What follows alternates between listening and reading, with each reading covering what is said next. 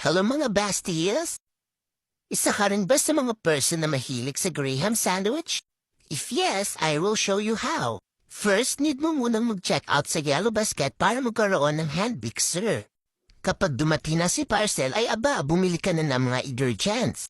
At minixer ka na nga si chilled Nestle Cube and condensed milk. Clean natin sa Graham crackers at naglagyan natin po ako ng dragon fruit. Take note, mas okay maglagay ng parchment paper or aluminum foil bago natin ilatag ang Graham crackers. If okay na ang lahat, ay takpan na natin ito ng ating Graham crackers.